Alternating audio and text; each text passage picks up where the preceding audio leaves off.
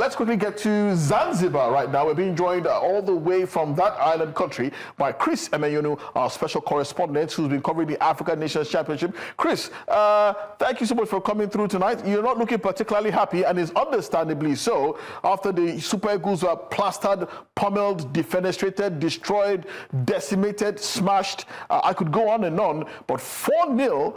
My God, nobody saw that one coming. What exactly went wrong on the day? As far as you were concerned, you were pitch side because of the special access that you had. You saw everything in living color in 4K. What exactly was the problem with that team? First of all, I should say the coach of Sudan also expressed shock at the result at the post-match conference. He said he never expected his team to win 4-0. Probably a lone goal, he said, for 2 goals, but 4 goals, he wasn't expecting such result. And I think it all came to pass when that particular goal of Anthony Joma was cancelled. And I think at that point, the Sudanese players realized, oh, we had been sleeping for the past 20, 25 minutes, and we considered, luckily, VAR helped us cut it off. We need to turn this game on its head. And they did that under 75 minutes. 4 goals, and they were also helped by Leo Gege's errors here and there in the first half, the own goal and the penalty.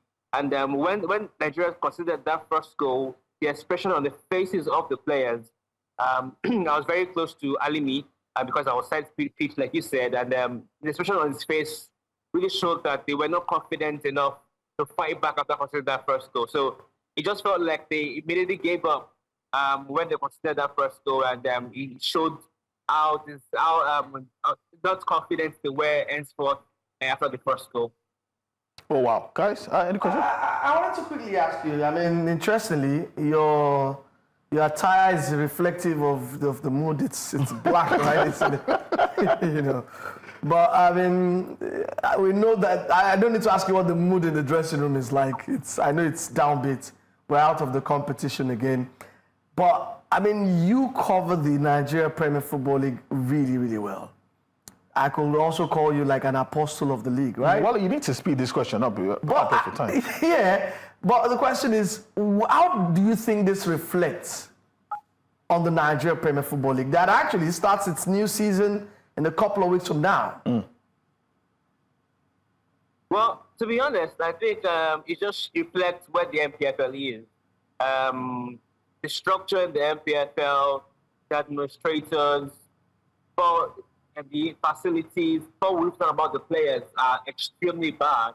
And this just shows where we are as a country. The Sudanese players have not really played in a proper league of their own. They've been playing in another country's league for the past 1 year or thereabout.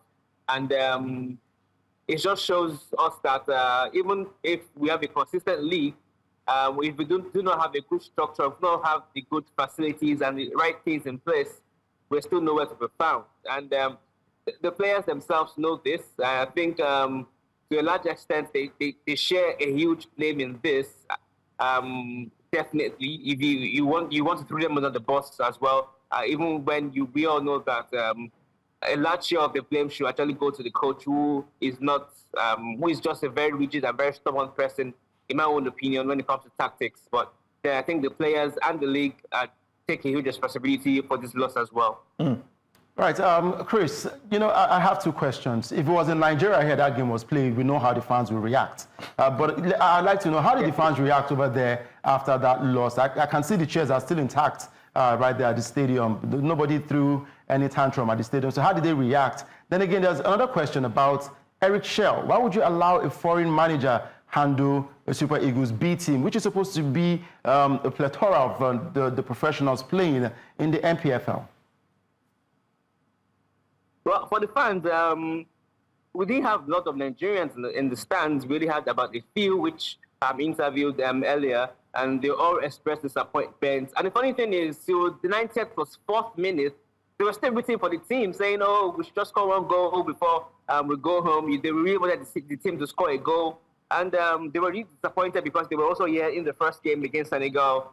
And apart from the fact that they were disappointed, I think they were just excited to see Nigerians here play in a good pitch here that we have in Zanzibar. And few Nigerians around that they can actually communicate with and all that. Apart from that, the whole stands, our field, a little bit of more Zanzibans who were just enjoying themselves, enjoying the game, enjoying the music played by the DJ and the music from the local band that came to the stadium. The fans actually just enjoyed the game in total. The two games, the first game against between Senegal and Congo, and this particular game between Nigeria and Sudan. And talking about Eric Chell's decision to lead this team, I think it's a very, very wrong decision. In my opinion, I think he should just sort this out, because when you look at the two coaches that led the team to this particular tournament from the qualifiers, I think they should have been the one to lead this team actually to this tournament. Take example from General in 2018 when he came on.